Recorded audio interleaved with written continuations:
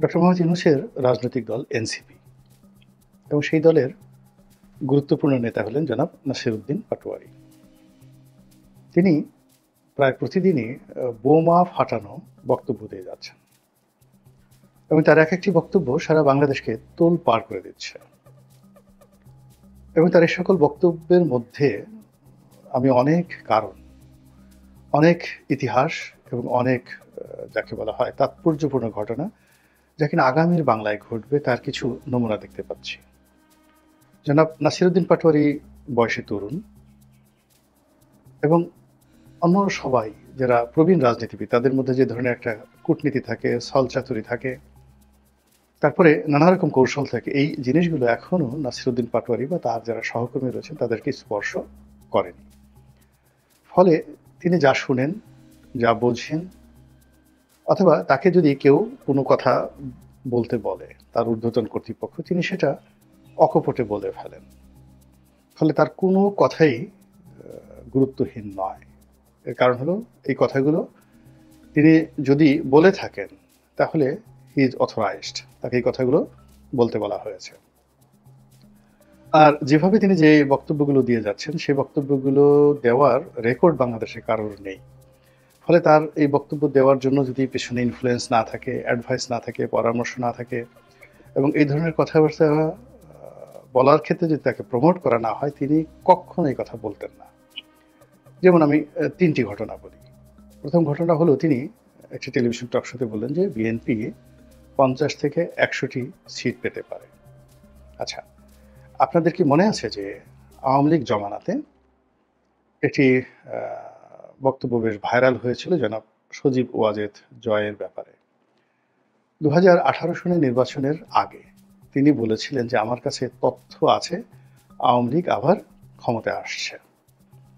তো মূলত জনাব সজীব ওয়াজেদ জয়ের এই বক্তব্যটির কারণে সারা বাংলাদেশে তোলপাড় হয়েছিল, ঠাট্টা মশকরা নানা রকম ট্রল হয়েছিল এবং তাকে সবাই তথ্য বাবা উপাধি দিয়েছিলেন।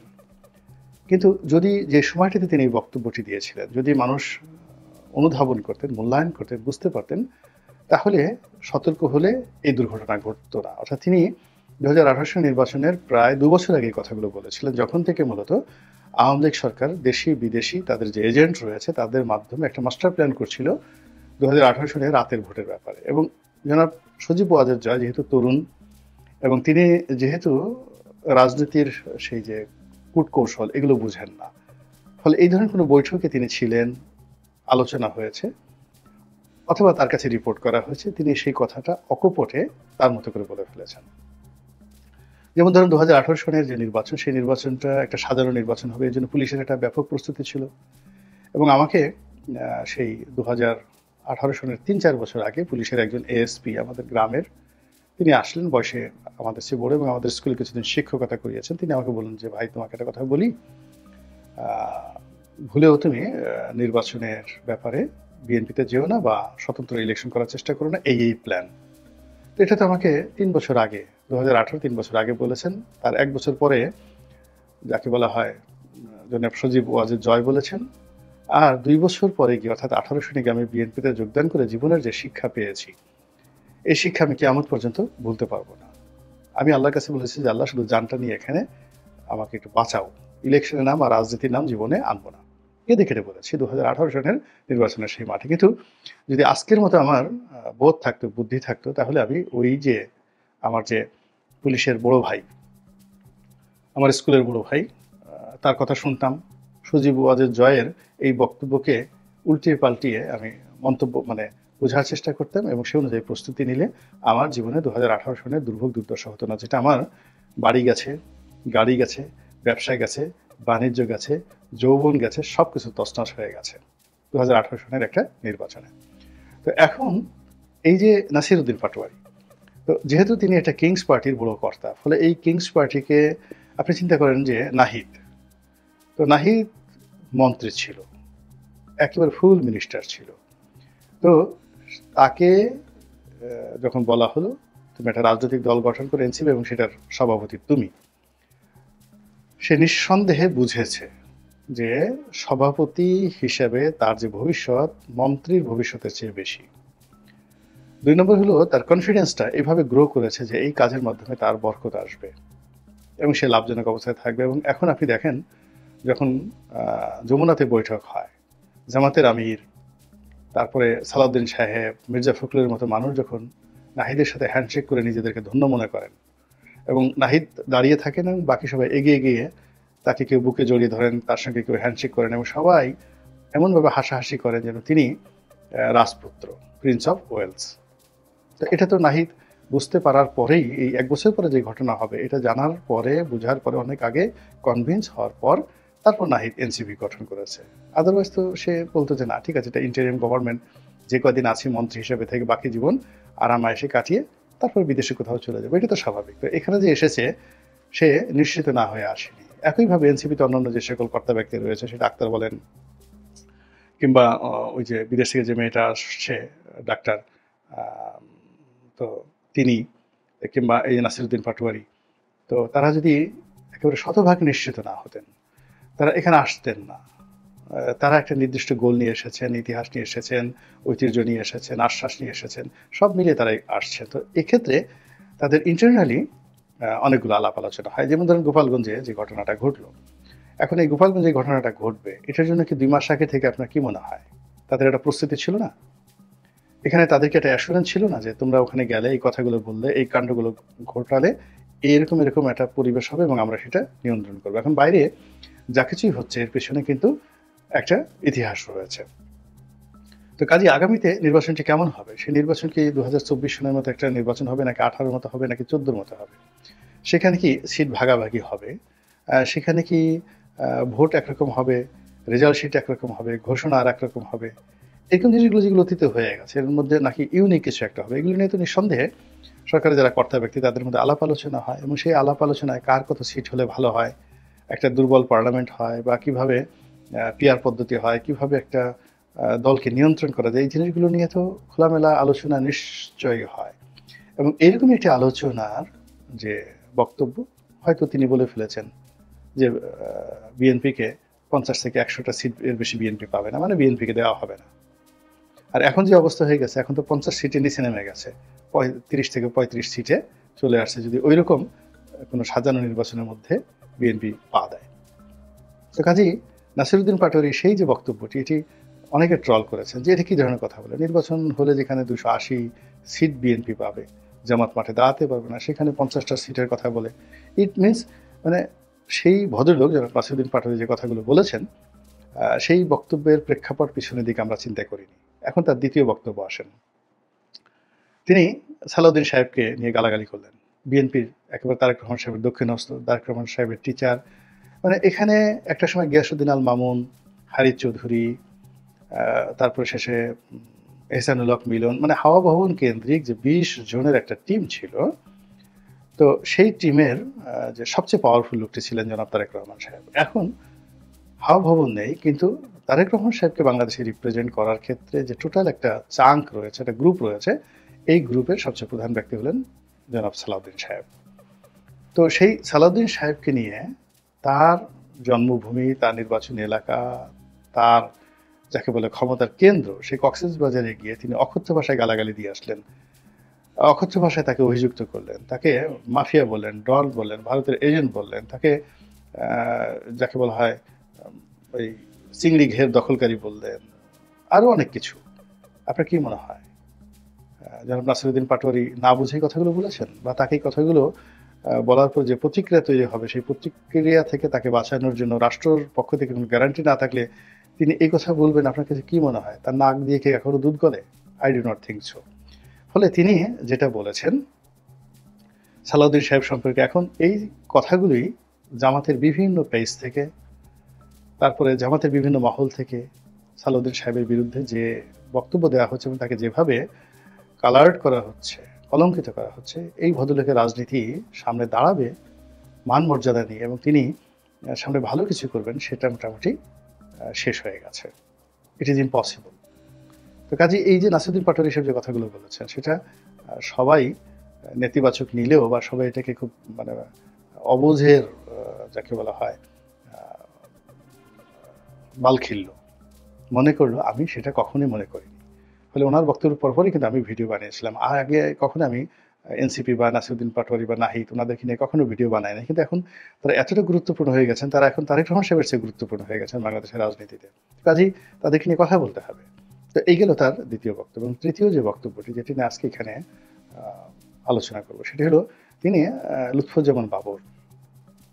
তো লুৎফুজ্জামান বাবরকে কেন্দ্র করে বিএনপির মধ্যে একটা বলয় আছে, জামাতের মধ্যে একটা বলয় আছে, এবং তিনি জেল থেকে বের হওয়ার পর যে পরিবেশ পরিস্থিতি তিনি পড়েছেন, এটা তার জন্য খুবই বিব্রতকর। এই কারণ হলো তিনি তো একেবারে ফাঁসির আসামি ছিলেন। তো সেখান থেকে জুলাই আগস্ট বিপ্লবের কারণে তিনি বের হয়েছেন, এবং জেলখানায় যতদিন ছিলেন আমরা মনে করতাম তার সঙ্গে তারেক রহমান সাহেবের ডাইরেক্ট যোগাযোগ রয়েছে। তিনি হাওয়া ভবনের ডাইরেক্ট লোক, তারেক রহমানের লোক, এবং তাদের সুখ দুঃখ, টাকা পয়সা, ধন সম্পদ এসবই তারা বিভিন্ন সময় একে অপরের প্রয়োজনে ব্যবহার করেছেন। একটা আমদুধের সম্পর্ক। তো সেক্ষেত্রে জেল থেকে বেরোনোর পরে আমরা যেটা লক্ষ্য করলাম যে বিএনপিতে তিনি পাত্তা পাচ্ছেন না। তিনি বেগম জিয়ার সঙ্গে দেখা করতে গিয়ে তাকে দাঁড়িয়ে থাকতে হচ্ছে। দেখা করতে পেরেছেন কিনা আমরা জানি না। তারপরে ময়মনসিংহ, নেত্রকোনা, জামালপুর এই অঞ্চলে যে তার একশত আধিপত্য ছিল, সেখানে তার পরিবর্তে কায়সার কামাল সাহেবকে সেট করা হয়েছে। তিনি সেখানে দাঁড়াতে পারছেন না। পত্রপত্রিকা আসছে যে তিনি জামাতে যাবেন, এবং তিনি 111-এর সময় ইন্টারোগেশনে তারেক রহমানের বিরুদ্ধে কি কথাগুলো বলছেন সেগুলো আবার এখন সামনে নিয়ে আসছেন। ইট মিনস তার কোনো রাজনৈতিক ভবিষ্যৎ নেই। 2 নম্বর হলো যে বিএনপিতে তার যে অবস্থান নেই, তিনি চেষ্টা করছেন বিএনপির সঙ্গে লেগে থাকার, কিন্তু তারেক রহমান সাহেব তাকে এখন খরচের খাতায় ফেলে দিয়েছেন। এটা হলো রিয়ালিটি। তো সেক্ষেত্রে তাকে নিয়ে নাসিরুদ্দিন পাটোয়ারি এই কথা বললেন কেন? এখানে কয়েকটি কারণ। প্রথম কারণ হলো যে তিনি এখন বিএনপি রাজনীতিতে অগুরুত্বপূর্ণ। জামাতে নেওয়ার কথাবার্তা হচ্ছে, যাওয়ার কথাবার্তা হচ্ছে, কিন্তু জামাত তাকে নেবে কিনা বা তিনি আসবেন কিনা সেটা বড় কথা নয়। মূল ব্যাপার হলো তিনি তার নির্বাচনী এলাকা অসম্ভব জনপ্রিয়। শুধু তার নির্বাচনী এলাকা না, পুরো নেত্রকোনার তে তার জনপ্রিয়তা রয়েছে, জামালপুরে তার জনপ্রিয়তা রয়েছে, ময়মনসিংহের একটি অংশে তার জনপ্রিয়তা রয়েছে। তো এই যে জনপ্রিয়তা তার যে আছে, এটাকে আঘাত করাটা এখন যাকে বলা হয় এনসিপির একটা দায়িত্ব এবং কর্তব্যের মধ্যে পড়েছে। এর অনেক রাজনৈতিক হিসাব রয়েছে, সমীকরণ রয়েছে, আমি ওদিকে যাব না। দ্বিতীয় যে বিষয়টি হলো যে তার কর্মকাণ্ডকে উপলক্ষ করে যদি বিএনপিকে দুর্বল করা যায় এবং বিএনপিকে ছোট করা যায়, নাজেহাল করা যায়, তাহলে বিএনপির দুই কোল গেল। প্রথমত হলো যে ভয়, যে কারণে তারা এখন জনাব লুৎফুজ্জামান বাবরকে দূরে রাখছেন, ঠিক সেই কারণটি এখন সামনে নিয়ে আসছে। বিএনপির জমানাতে যে কাজগুলো খুব যাকে বলা হয় চারিদিকে বদনাম ছড়িয়েছিল, তার এর মধ্যে 1 নম্বর হাওয়া ভবন, 2 নম্বরে খাম্বা, 3 নম্বরে হলো সেই 21 আগস্টের গ্রেনেড হামলা, আর 4 নম্বর হলো এই 10 ট্রাক অস্ত্র মামলা। তো 10 ট্রাক অস্ত্র মামলার সঙ্গে চীন জড়িত, ভারত জড়িত, এমনকি আরো অনেকে জড়িত, এবং এটি আমাদের অর্থনীতির জন্য, কূটনীতির জন্য, রাজনীতির জন্য একটা মহা পরাজয় এবং কলঙ্ক।